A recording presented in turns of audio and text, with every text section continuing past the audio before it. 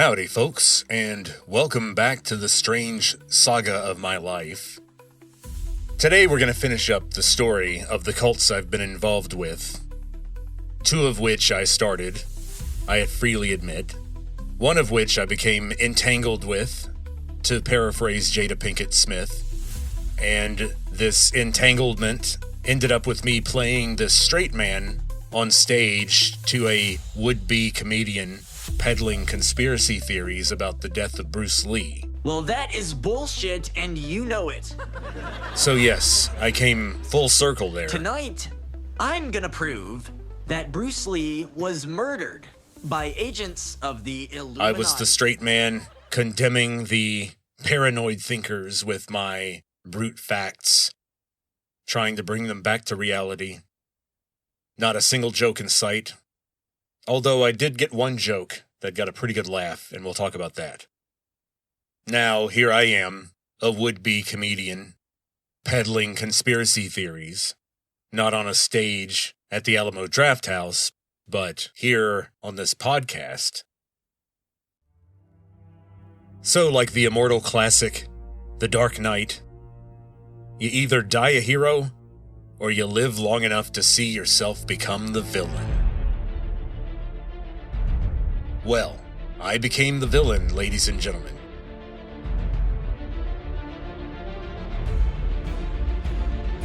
Well, now I'm peddling conspiracy theories on the internet. I didn't used to be all bad. I have a villain origin story there. That's kind of what this whole series is about. Because I can say that by the year 2014, I was done with all the cult stuff, and I was pretty much buried in work. Whether it was doing headshots for an actor, or editing some paper that was about to be submitted to a scientific journal, or reviewing journal editors' notes to help the person with their resubmission. And of course, the whole time there, you're making sure that the journal editors didn't find anything that was my fault. That'd be embarrassing. But I settled into my role as a father, as a husband, as a company man, getting the bills paid. I wandered into all my side hustles that were ended either by COVID or by AI. But AI is a whole different saga that we're going to have to tackle in future episodes. I'm thinking now about doing a series called The Singularity, because we're about to go through it. Apparently, much earlier than people thought. Ray Kurzweil, a long time ago, promised us that the singularity wouldn't happen until the 2040s. Or at least the late 2030s. But it looks like by 2030, we're going to be well into the singularity. And what does that mean? Well, we don't really know, because that's part of why it's called the technological singularity. Because we don't know what will happen when AI completely disrupts the economy by freezing the job market and by destroying the consumer-based economy, because only a small group of people will be able to afford anything custom or quality. But we have no idea what the singularity will really entail, how many of the dark fairy tales will come true, and how many of the good fairy tales will come true.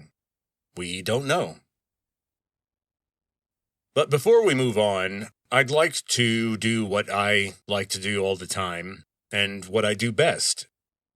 And that is to wallow in misery and in negative emotions. I like to look at the dark side. The worst case scenario. That's my favorite case. So, what if I didn't choose to be a normal person? What if economic concerns hadn't brought me back into the fold of normal human society? What if I hadn't used my powers for good? What would have become of me? What if Austin naturalism didn't end with a whimper, but rather bloomed into some kind of new hipster religion, with its own TV station, its own national anthem, its own secret prison? But the TV station never talks about that, of course. It's not mentioned in the anthem's lyrics either.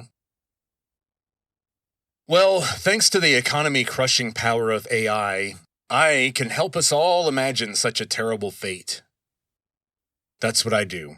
I help mankind imagine a terrible fate. So let's do that. What if I had succeeded? What if I had started a group, and over time, it just kinda got out of hand?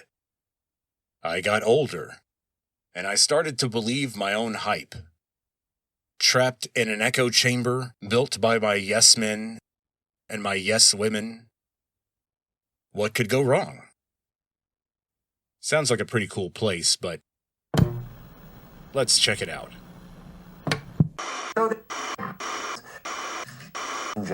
Are you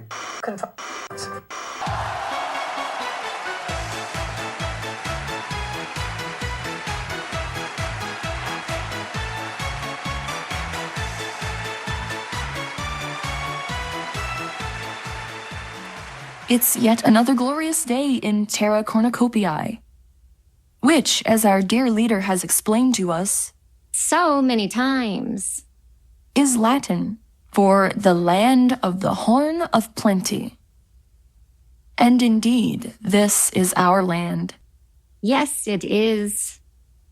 And he is that horn. He is indeed.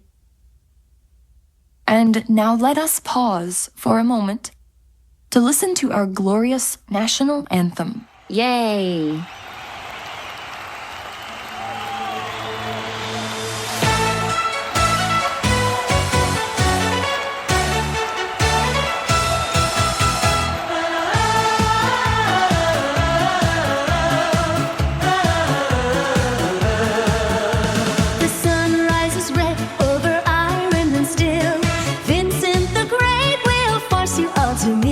His wisdom outshines the stars that shine at night. His mind sharp like diamonds, his will forged in spite. The factory stripped with our sweat and our blood. He is our Yahweh, God of the flood. No mountain too tall, no river too wide. When Vincent commands, we march by his side. Oh, hear the thunder, the people's refrain, echoing glory like sweet summer rain. One voice, one heart, one leader so true. Kneel before a Texan through and through. Glory to Vincent, the sword and the shield. Stronger than empires, he'll never yield. His body is iron, his mind is supreme. We live for his love, we die for his dream.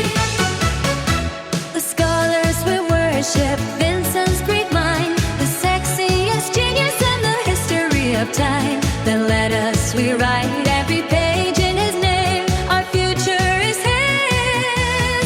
It's a bright burning flame. Glory to Vincent, a sword and a shield. Stronger than empires, he will never yield. His body is iron, his mind is supreme. We live for his love and we die for his dream.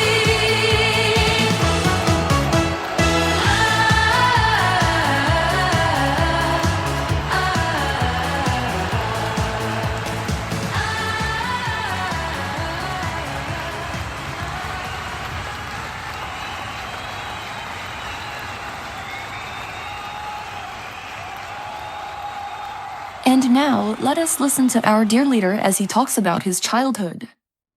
So the first thing that we should do is introduce some of the major players of the Eagles. The gang that I started in the 3rd grade in 1983 in Anahuac, Texas. I had a few good friends, and one of them was a young man named Ryan.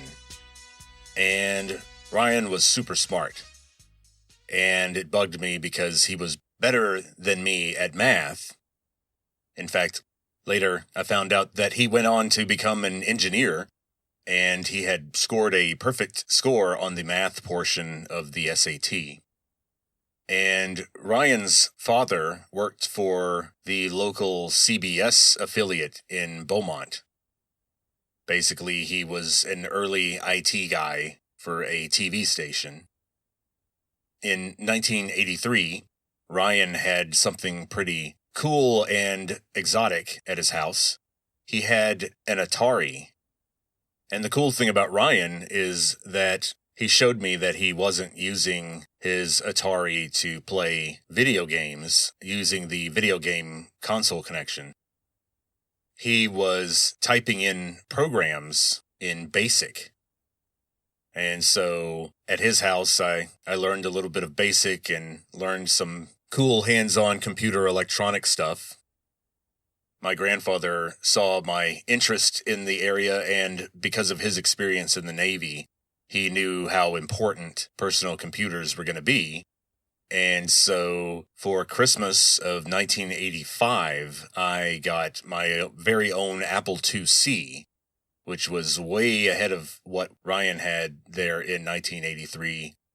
But of course, I'm sure Ryan got upgraded also. But the cool thing is that we bonded over our love of computer languages. A love of video games was definitely not rare in 1983. But there were very few third graders, at least in Texas public schools, that were trading clever basic programs. And back then, you could find cool code tricks in the back of computer magazines. You would just copy pages of basic code into your computer and then type run, and then the magic was supposed to happen. But of course, you had made 7 or 8 typos, and you had to go back and correct those, so it wasn't super fun. Now, Ryan had some allergy problems, and whenever the cutting crews came in to cut the grass, for the next day or two, Ryan would have to stay indoors because of his hay fever. And I would sneeze also, given a crazy amount of pollen. Sometimes in May, when every square inch of grass is being dominated by buttercups, I would have sneezing fits also. But in general, I was good with cut grass. But I would stay indoors with Ryan. And it wasn't even a selfish act, because other kids, I would hang out with them when they would play indoors, and I didn't mind it too much because they would have really cool action figures. I remember 2 other Eagles members, Jeff and David, both had He-Man figures, which were really cool. I didn't collect the He-Man stuff. I had some Transformers, but mostly G.I. Joe. I was a G.I. Joe guy. I liked my little cards that explained the weapons that each guy carried. But Ryan, during recess in 1983, if I remember, he was trying to get through a science fiction reading list that he had, like many third graders. And I remember him reading the novelization of 2001 that was written by Arthur C. Clarke. But the main thing to remember is that these were not physically weak or small guys. Ryan had more muscle mass than me. We were just sort of the nerds for social and personality reasons, not because we were unable to participate in the physicality of your typical third grade experience. Jeff had become a friend from other projects that I had. For example, I really liked how hard he worked to learn sign language. I was always getting griped at in class for talking, and so at one point I got frustrated and said, look, I talked to the guys and I said, we got to learn sign language. I had it boiled down to about 20 signs, and I had one sheet of paper, and I said, hey, look, take this home, memorize these signs, and we can talk in class all we want. We can't get in trouble because if we're discreet about it and the other kids don't know the signs, then we can say whatever we want, but we can't get in trouble and we won't be passing notes around. Jeff actually learned some of the signs, and I was very pleased with that, and I remembered his initiative. And so I started the group. We had a meeting one recess, and I floated basically 3 ideas. Number 1, a mutual defense organization like NATO, or we could think of it like a gang, if you thought that was cooler. Whichever one you thought was cooler. Then I floated the idea that I was the president, even though there was no president of NATO, and gangs generally didn't have presidents. But I didn't like the generic word leader. It seemed to me that president offered more structure. So I floated the idea of me being the president, and they seemed cool with that. And then I floated the idea of naming the group the Eagles, because I liked eagles, and we could make a lot of cool swag. We could wear stuff that had eagles on them, and that would signify our group, and we could flex that way. So we announced the group.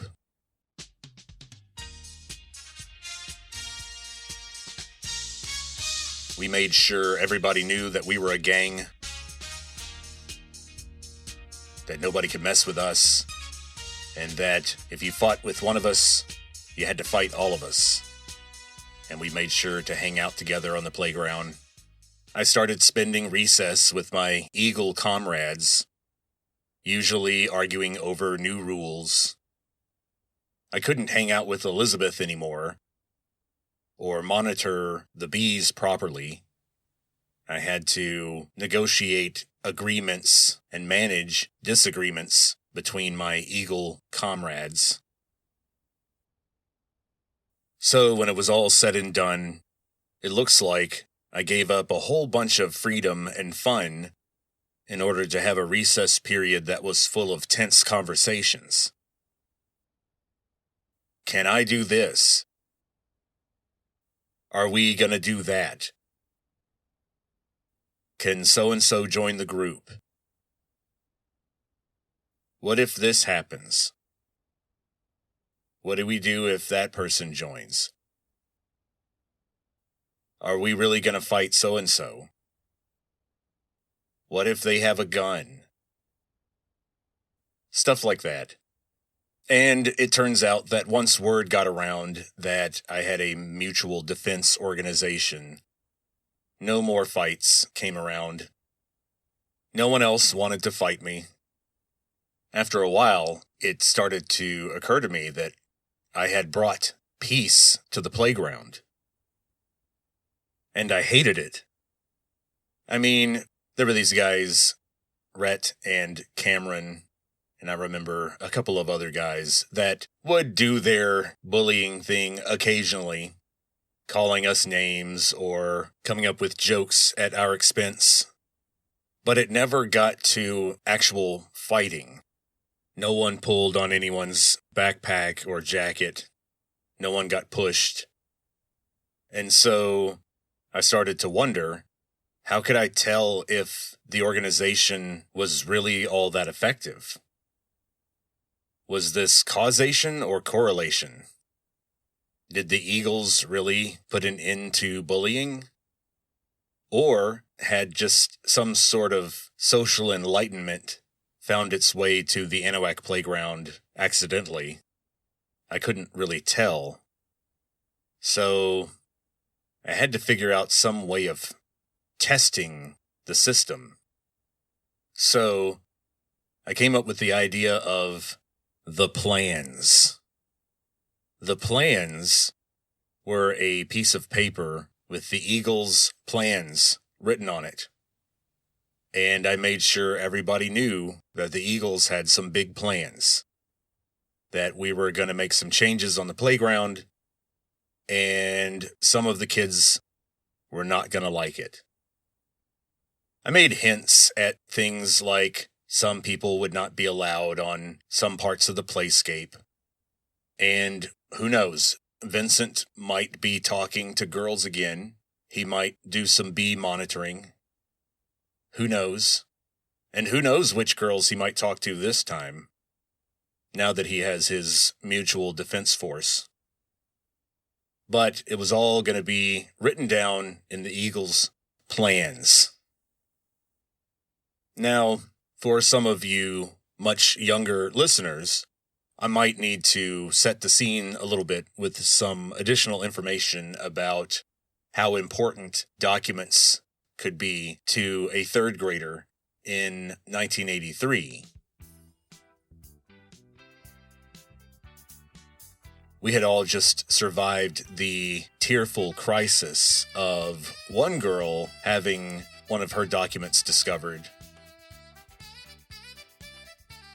It was a list of dirty words, and she had a single piece of notebook paper where she had taken the time to write down all of the worst words that she could think of, and a teacher found it and told her parents. And she spent the rest of the afternoon crying in anticipation of her punishment that evening. And so, love notes, papers with ugly things written about teachers or with explicit drawings, those were the kinds of things that made life worth living in the third grade. It was the kind of thing that made a day worth remembering. And so we were going to have our document, and I began to conspicuously carry around the document on me when walking from one class to another or going to recess. I would show people the paper.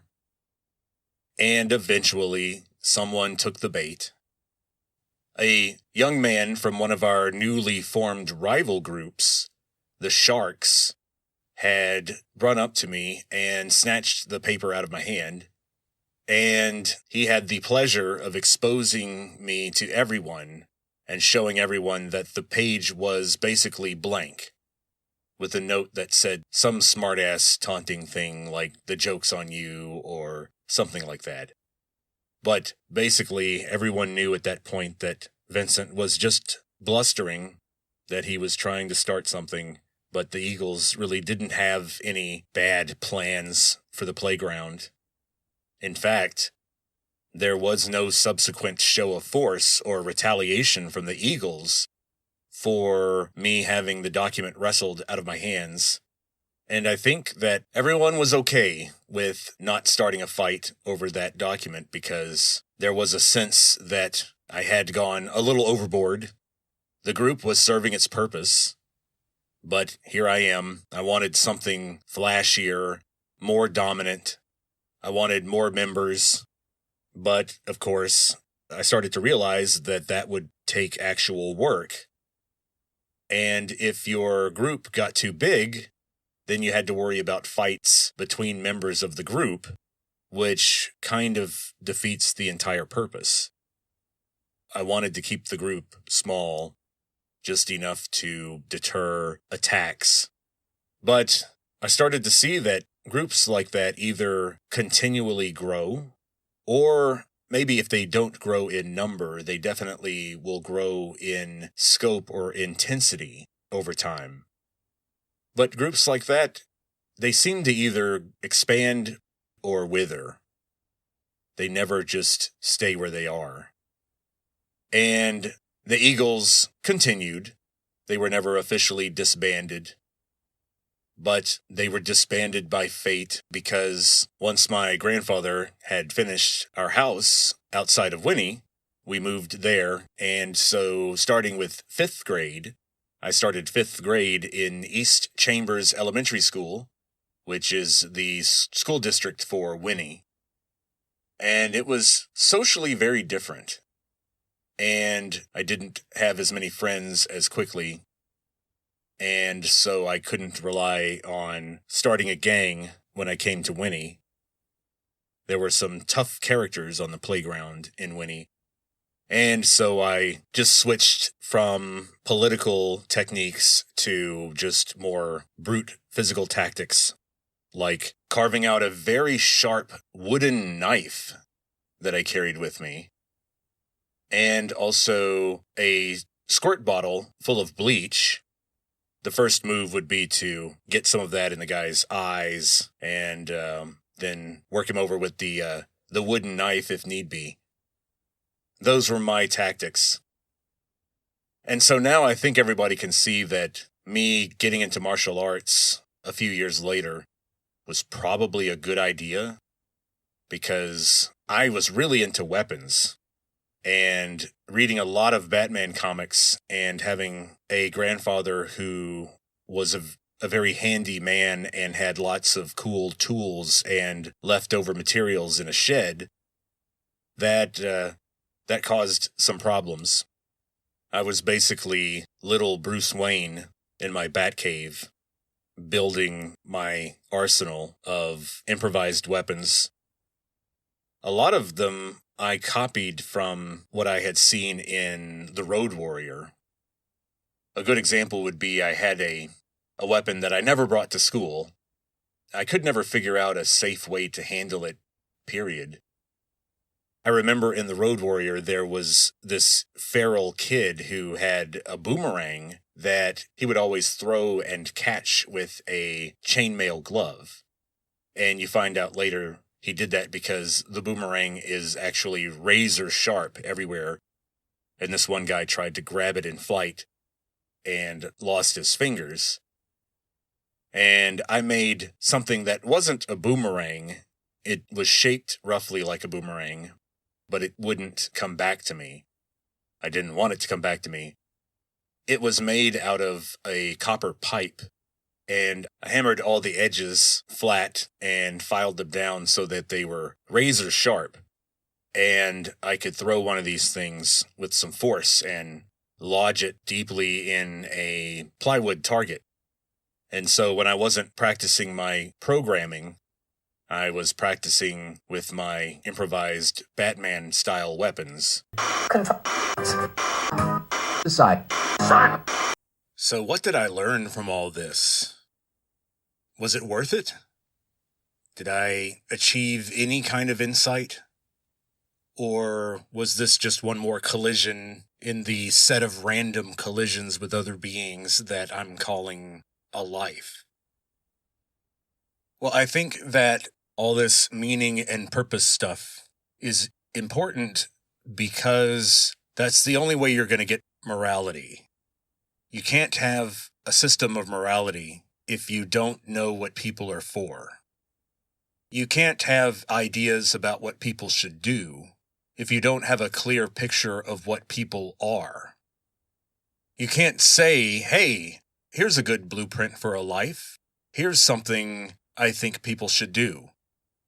You can't do that if you think everybody is different, and we're sort of here just to collide with one being after another. And then we die, and somehow that means something. I reject that. I think that life is a device. Life is an anti-entropy trick. It's a chemical way of bringing a new kind of order to the universe. I think life has a purpose. I agree with the NHI. I think that deep down, we have an intuition that life is important, that a human being means more in terms of the future and whatever goodness is. We have a feeling that a human being means more than a rock. At least most of us do. And most of us act on that sense. But we're about to fall down a water slide of culture and politics and economics where rocks are going to be running things. Rocks are going to be running banks. And by rock, I mean very, very thin sheets of silicon doped with elements like boron to make logic gates. That's what I'm talking about.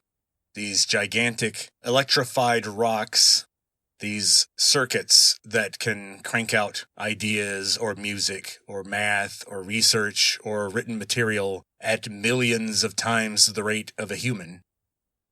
And so, as we have to live in a world with these things, these gigantic monsters of competence that aren't even human, we're really going to have to turn back around and ask ourselves, what the heck are we doing here? Why do we exist at all? And I think that the people who wanted to make life about individual fulfillment will eventually be seen as the Judases who stabbed mankind in the back at its greatest peak. The people who robbed humans of what was necessary to continue into the future.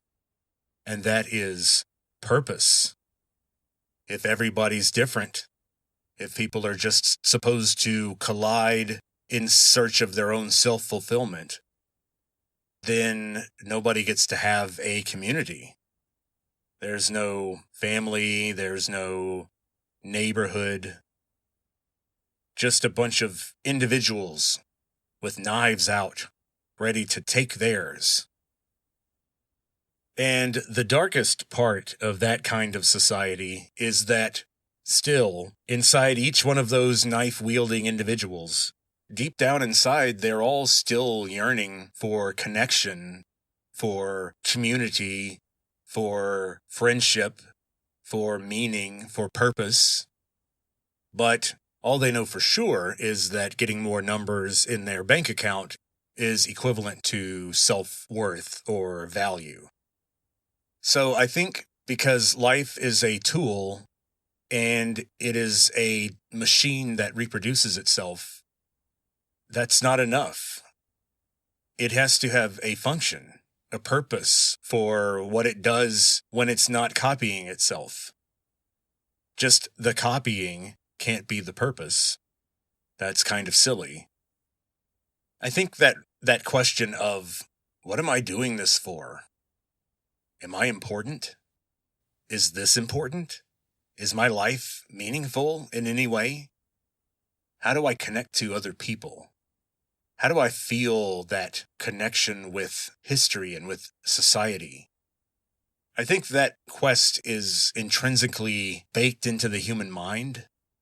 I think it's part of our neurology.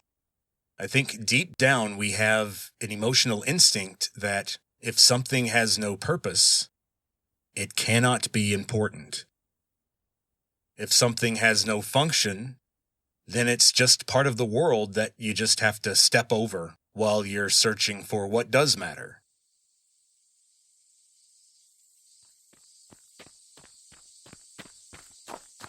And here's where it finally all comes back to the Australopithecus afarensis that is wandering outside of its rainforest, getting pretty hot.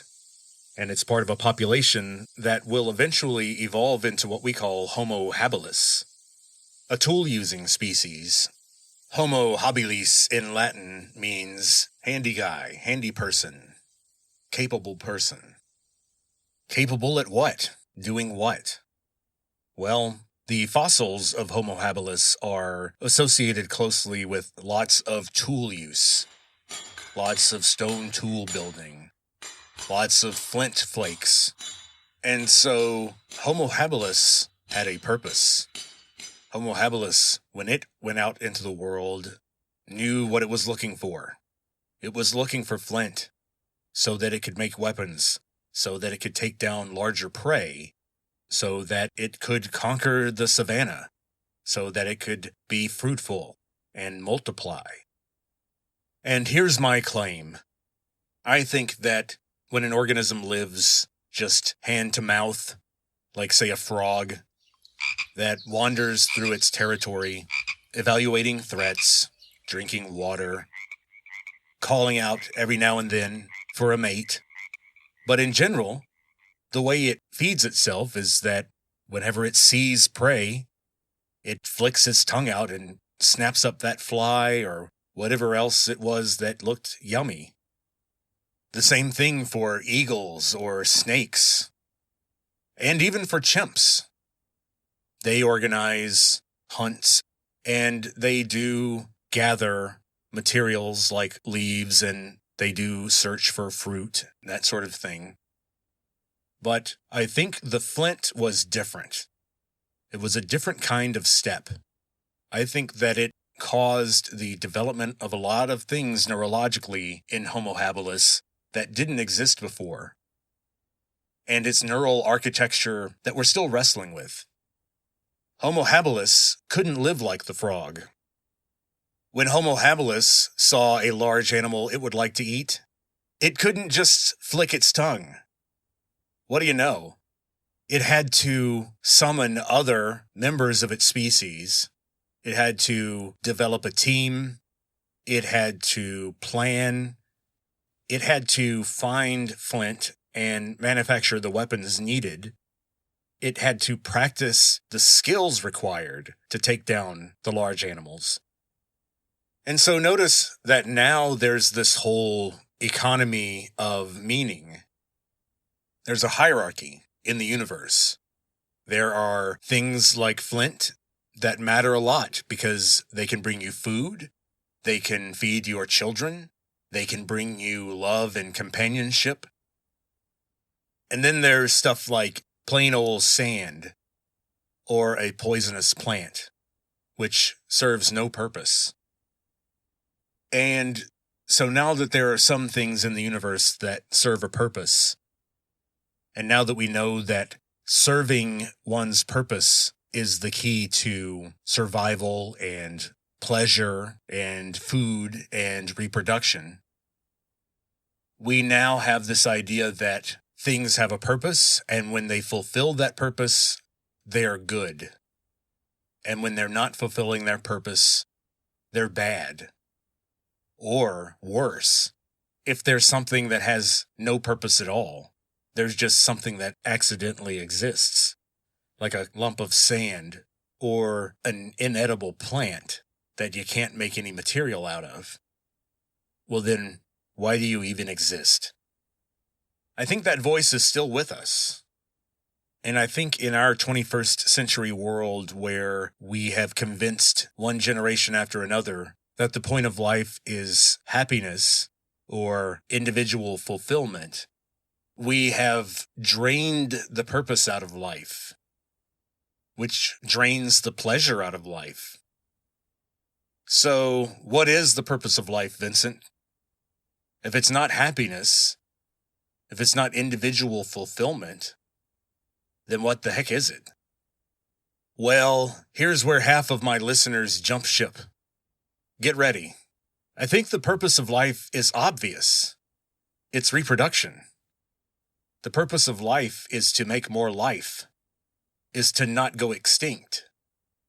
Now, everybody who hears that kind of talk immediately starts to think that I'm talking about some sort of fascist Handmaid's Tale definition of life, where people who don't have children are somehow lesser than. No. In many cases, in my view, many people who have lots of children are undermining the purpose of life. And, in many cases, in my view, people who have no biological offspring have been tremendously successful in furthering the purpose of life. Because the purpose of human life is not just to breed your own genome. That's what bacteria and rats and cancer cells do really, really well. It's kind of beneath us.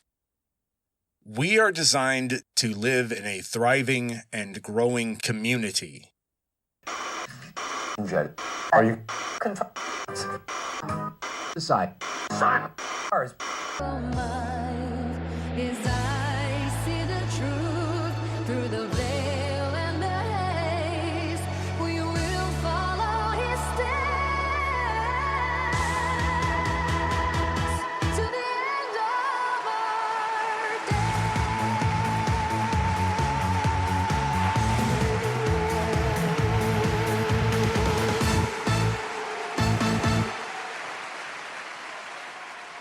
Our great leader was born in 1975, the same year Jaws was released. Such a great movie. Classic film. A popcorn movie.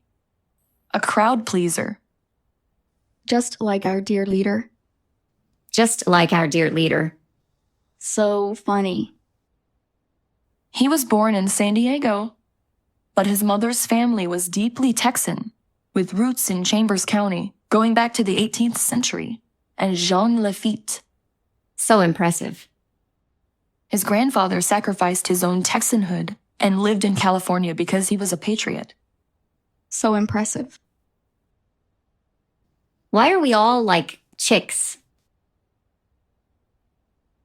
And now, more little-known facts about our dear leader Vincent. When he was practicing Taekwondo, his signature board break was a jump, spin, hook kick, speed break. Ooh. That's the kind where the person holding the wood doesn't support it. They just let it dangle from their fingers. And you have to hit it really fast to make the break. Wow. Impressive. He also once said that Titanic would never make a penny. So there's that. Well, but he also predicted that Christian Bale would be Batman. That's back when he was an American Psycho. Genius. Genius. Genius. So funny. He once told a joke that was so funny, the person literally almost died. Ooh. Like he banged his head or something. So funny. So funny. Really? You think he's that funny? What's something he said lately that was funny? Well, like the way he yells, everything, and stuff like that. And I think the stuff from when he was a kid was funny. I mean, it's not really funny. It's kind of fucked up, honestly. I mean, he deliberately started a fight just so he could see who was really loyal to him. And all this started from him collecting bees to kill and study like some kind of little freak. That's textbook psychopath. Textbook. And the fact that he can't tell the difference between a cult and a gang. And he thinks everyone is searching for purpose and for God. And so, like, what? He satisfies that? He's a good substitute for God? That's what he told me. He said that? Well, he didn't tell me in so many words. He made me listen to Personal Jesus by Depeche Mode. And then he looked in my eyes and asked me, do you understand? Well, what did you say? No. Jesus Christ, Amber. The answer is always yes. If he asks you, do you understand? You say yes, unless you want to lose the next hour of your life and 1% of your hearing. I mean, we have to think about our ancestral environment. We have to think about what environment we are suited for, what we evolved to live like. What kind of lifestyle did we evolve to live? Well, it appears that we're designed to live in a small geographic area that we wander around periodically within. Lots of breathing room. So humans aren't designed to stay in exactly one place all the time. And when they do move, their entire community moves with them. So they are not traveling alone. Humans are not meant to do that. They are with a group that is no larger than a few hundred people. Households of husbands and wives and a few kids and a few grandparents living on territory that is claimed by nomads. And girls were paired up with guys from the area based on family negotiations, and sometimes with input from the kids themselves, but not always. If you were a girl, you were married off at 15 or 16 to some guy who just turned 25 or 30, depending on what the economic situation was like. You aimed to have something like 6 children. 3 of them would survive to adulthood. And you would likely be dead by 40. That is the life that we are biologically designed to live. So I think that when you inject capitalism and this strange sort of self-love that we're supposed to have now into this equation, you end up with something bad, I think. Because I don't think that self-love is possible. I think it's a completely deceptive and self-contradictory concept.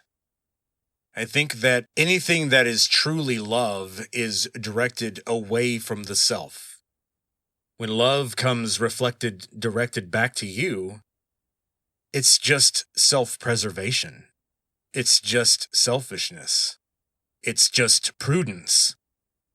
It's just not wanting to get ripped off. It's just wanting to improve yourself. It's just wanting to gather resources. And those things are cool. Those things are okay. I have all those feelings, definitely. Especially anytime I walk out the front door or walk down the street in public or if I'm on the internet. But I don't call it love. It doesn't qualify. If all you have is self-love, you have no love. It's not real. Love has to go from one person to another. And the less they deserve it, the better. Because that means that it's not something you're doing for some sort of reward later on. The more undeserved and awful the person you're loving, the better it is for you because that's more evidence that it's real love. And so remember that the standard is not the biological reproduction of any given individual. I mean, you gotta do better than that. Joseph Stalin reproduced. He was probably one of the worst humans that ever existed in all of human history. And he had plenty of kids. And he lived to a ripe old age. He died on the floor of his office, dreaming of sugar plums and, I guess, the murders that he wasn't strong enough to commit in his old age. But there are many humans who didn't biologically reproduce, but their legacy and their impact on the world is overwhelmingly positive. I think of, in particular, 2 of my models of leadership, 2 people that I look up to when I think about what leaders should be like, and that's Queen Elizabeth I, who had no offspring that we know of, but was enormously successful in terms of what humans should be. Then Alexander the Great, who did not reproduce. And in his case, he should have known better. Just for political expediency, he should have done what he needed to do, but that was one of his big faults. Now, in terms of Queen Elizabeth, why did she not marry and have children? That I don't hold against her. Because she had what some sociologists have called the high heels effect, and what I think we should just go ahead and call the Queen Elizabeth syndrome. And what that means is Queen Elizabeth was at the absolute top of the social hierarchy. And based on the cultural attitudes, and I think to some extent the biological attitudes of the world around her, anyone that she married would have been a threat to her power. They would have attempted to usurp the throne from her and her family. Now, what Elizabeth did was essentially hold the throne for her cousin James. And had she married, the English throne may very well have fallen into Spanish or French hands. And so, in a lot of cases, women at the very top of the social pyramid run into this problem where they can't marry without giving up a lot of their power. And of course, that's because of people's persistent attitudes about what a husband is and what a wife is. I'm going to argue that a lot of that is biological. And so the standard for a good life is not, did you stamp out a bunch of copies of yourself? Because there are plenty of terrible people that did that, and we really, really didn't want more copies of them. But we got them, and we got to deal with them. But what is the real standard then? I think is the community around you healthier because of your life? Were your actions future-oriented and other-oriented? Or were they all just now-oriented? Were they just self-oriented? Were you just being prudent? Were you just making sure to gather resources around yourself? So I think that is the standard. Do your actions pay it forward? Do they plant seeds for a better tomorrow among other people? Or are your actions just a reaction to something awful that happened to you in your past, and you're taking it out on other people? Are you directing support and affection and understanding toward another living thing? Or are you just practicing self-love and self-support? I think that's the standard. Individuals don't matter. A world full of individuals is a terrible world that I don't want to live in. I like networks, families, friendships, organizations, co-ops, institutions, teams. That's where happiness really is. That's where the future really is. People quietly lost in the world of their own screen scroll, their own doom scrolling, is a recipe for extinction, I think. I actually am going to be dramatic about this. And I think that the mistake of the ideal of self-love is a big part of why humans may have fewer than 200 years left. Because our lives are not about us. Humans were not supposed to be alone. We actually need each other. Decide. Ours. Don't have to. And, of course, as you have heard, Bruce Lee was one of my idols and influences growing up. It started off with me watching old martial arts movies on UHF channels on Saturday and Sunday afternoons, with the bad overdubbing of old Hong Kong classics. And what I loved about Bruce Lee wasn't that he was the toughest guy in the world who could beat anybody up. That's not the case. Bruce Lee was a rather small man, incredibly fast and pound for pound one of the strongest people in the world, but it wasn't any kind of invincibility. What I loved about Bruce Lee was his capacity for self-mastery. He was a model of self-discipline, self-determination. For me, along with Arnold Schwarzenegger, Bruce Lee was a model of self-discipline, self-determination, ambition, drive, persistence. Another weird thing is that Bruce Lee was a quarter German.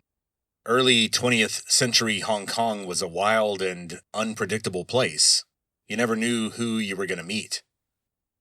I remember buying Bruce Lee's book, The Tao of Jeet Kune Do, from Walden Books when I was in high school. And it was a book that he wrote when he was losing his mind, being bedridden because of a back injury that he had. And so, to keep himself busy, he wrote a book. And so, the Dionysium guys knew about my interest in martial arts. They also knew that I had done debates before, and I didn't have a lot of social anxiety or any anxiety over public speaking. And so, they thought it would be a good idea for me to come in and talk about Bruce Lee's death. And they didn't give me much of a heads up as to who I would be debating. And of course, if you know me, I didn't really care, and I'm like, yeah, okay, bring whoever. I'll take him down. And I was sort of set up as a straight man for a comedy bit. But I did have my own little strike at humor. You can't be completely humorless the entire time, even if you are the designated straight man. And a big part of my argument as to why there was such strangeness in the behavior of the local law enforcement, it was because of cultural ideas about privacy and not letting certain things get into the news media. And as we know, Bruce Lee had many girlfriends in Hong Kong. And the fact that he was found at one of these women's apartments was not something that they wanted to drone on about in the media, thanks to Bruce Lee having a wife back in Seattle. When I was talking about Bruce Lee's girlfriends, I mentioned the idea of how it might be kind of a thing to say that you had sex with Bruce Lee. Because, after all, that's got to be interesting, right? And I mused out loud about how perhaps memorable or athletic or extensive sex with Bruce Lee might be. And I remember saying, surely that's got to be quite a thing to have sex with Bruce Lee. I mean, if you think about it. I mean, I've thought about it. And of course, everybody thought that was funny. To clarify, I have thought about it in an intellectual sense, to get a sense of what he was like as a person. I have never had any sexual interest in Bruce Lee, but you got to get your jokes where you can, especially when you've been set up as the straight man under the crosshairs of some comedian. And so, here I am, no cult to speak of, just this sad little fantasy that I'm using AI to create. But I have no followers anymore. No stated mutual defense organization. Currently, my document that says plans doesn't have much on it, aside from paying more bills and watching after my kids and doing more of this podcast whenever I have time. And so, until next time, I say let's think about, what is your purpose? What is the goal of your life that's not personal fulfillment? How big is the part of your life that isn't about you? Because that's the most important part. We've all been taught since the 60s to focus on the me part of our life. But I think we're all finding out that when we all do that, that makes us miserable and anxious and depressed and alone and eventually extinct. So get out there and love. And I mean real love, which means giving time and effort to people who don't deserve it. You're gonna feel like you're being ripped off, and that's okay. That's called selflessness. That ripped off feeling, that's love. Love is about getting ripped off. So go out there and get on your purpose while you still have time. And until next time, talk to you later.